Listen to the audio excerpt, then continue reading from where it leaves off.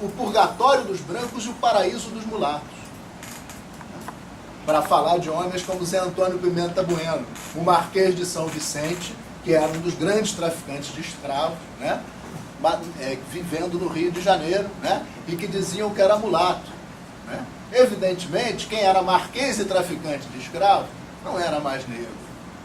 O Brasil possibilitou isto, que nos Estados Unidos talvez tenha sido menos identificado, que é a possibilidade de alguém embranquecer, de alguém se tornar branco, se tornar da elite. E aí nós temos o contrário exatamente do que se diz aqui. O negro era pobre, mas se permitia a alguém que ganhasse dinheiro e se miscigenasse deixar de ser negro. E esse era o objetivo que se passava para o inconsciente do negro. Então o negro queria atingir isso e deixou de se autodeclarar, deixou de se autorreconhecer. Todas as políticas do final do século XIX, onde havia 80% da população negra, né? No final do século XIX, todas as políticas... Né? De onde você tem esse dado? Ah, nós temos esse dado tranquilamente. Se somar todos os escravos não eram recenseados.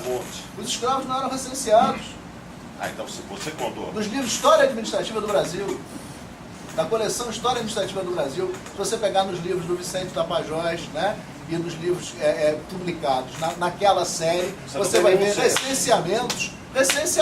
Nos recenseamentos, acontece que a quantidade de escravos, principalmente depois de 1850, com o fim do tráfico, era mais dificilmente computada do que, evidentemente, a população branca e a população branca votante, que era o único dado realmente certo e consistente naquela época. Era evidente que tinha mais preto do que branco no Brasil no final do século XIX. Ninguém tem dúvida disso. É por isso que foi proibida a capoeira, é por isso que foi proibida a Umbanda, é por isso que foram perseguidos os terreiros de Candomblé, é por isso que na cidade do Rio de Janeiro é muito visível o problema da perseguição ao samba. Por que nunca perseguiram o fado? Por que nunca perseguiram a polca? Por que nunca perseguiram a tarantela? Ora, meu Deus do céu, só a cultura negra foi perseguida, só o negro leva dura no ônibus. Entre um branco e um negro, sempre o aparato de repressão vai se preocupar mais com o negro.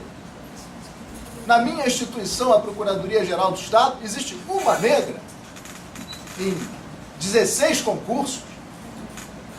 Na minha instituição, a PUC, tem um professor negro. Na UERJ tem um professor negro na Faculdade de Direito. No Tribunal de Justiça do Estado do Rio de Janeiro tem 2 desembargadores negros e 140 desembargadores. E assim sucessivamente. Essa é a história do Brasil. Né? Então essa é uma história de desigualdade. A desigualdade nos levou até aqui. Nós não podemos falar em minorias étnicas ou em guerras étnicas na África. Nós não podemos ilustrar com exemplos da Índia. Nós temos o nosso exemplo. Nós não podemos negar a força que a escravidão teve sobre a economia brasileira e daí sobre o direito no Brasil. Esse é o problema que eu vejo nas ações afirmativas, que é, né, a relação que houve entre essa ancestralidade e o direito no Brasil. E que o sistema de cotas, evidentemente, não resolve, mas aponta e, principalmente, coloca o dedo na ferida. Né? É a ferida das pessoas que foram excluídas do estudo e foram excluídas do trabalho por causa disso. Essa é a questão. Você ainda precisaria fazer a última e ter que ir embora. Tudo bem. Uma última pergunta, pode ser? Ou você prefere? Não. Se você quiser, o problema é que eu preciso. Então, uma última pergunta. Tem toda respeito à sua argumentação, mas às vezes me parece que quando qualquer pessoa, eu já vi muitos debates seus na televisão, no Senado, às vezes parece que qualquer pessoa que discorda daquilo que você pensa, você faz, digamos, uma manifestação até que me ocorre de desespero, enfim, uma coisa meio estranha, mas talvez eu esteja equivocado. O que parece é que no século XIX, no século XVIII, criou-se toda uma teoria de raça para se justificar inúmeras atrocidades.